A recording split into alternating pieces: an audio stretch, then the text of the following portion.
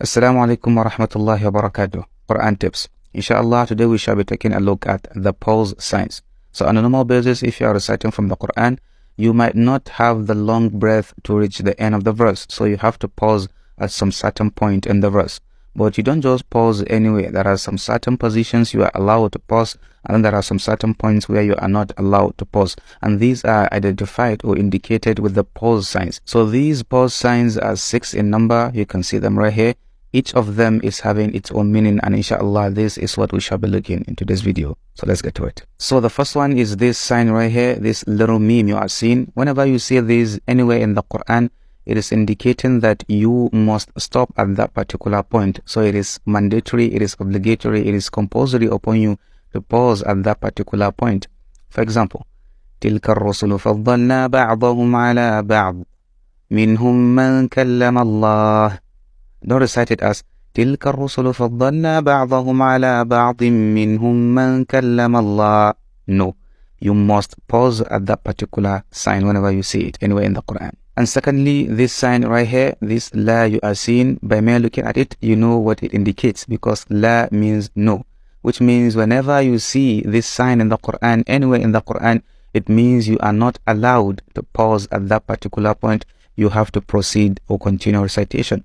For example, وَمَا جَعَلْنَا أَصْحَابَ النَّارِ إِلَّا مَلَائِكَةً وَمَا جَعَلْنَا عِدَّتَهُمْ.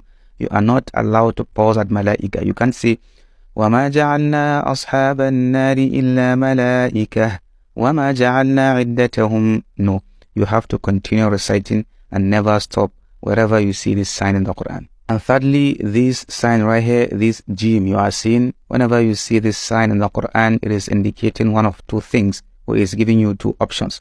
The first option is you can proceed in recitation, you can just continue recitation, and then secondly, you can pause. It's like 50-50, any of the two is acceptable. For example, وَمَا يَعْلَمُ جُنُودَ رَبِّكَ إِلَّا هُ وَمَا هِيَ إِلَّا ذِكْرَى لِلْبَشَرِ. Or وَمَا يَعْلَمُ جُنُودَ رَبِّكَ إِلَّا هُوَ وَمَا هِيَ إِلَّا ذِكْرَى لِلْبَشَرِ. Any of the two is correct. You can pause and you can continue reciting. It's like 50-50, so any of the two is acceptable. And then fourthly, this sign right here. So whenever you see this sign anywhere in the Quran, it's likewise giving you two options, but one option is more stronger than the other. So you can pause and then you can continue, but to continue is more preferable than for you to pause.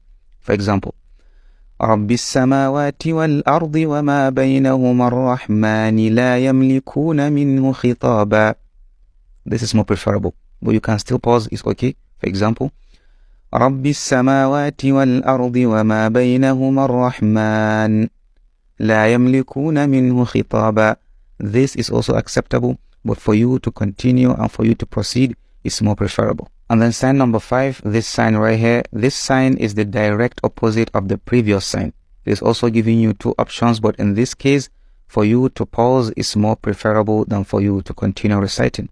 For example, نصر من الله وفتح قريب وبشر المؤمنين. You can also recite it as نصر من الله وفتح قريب وبشر المؤمنين.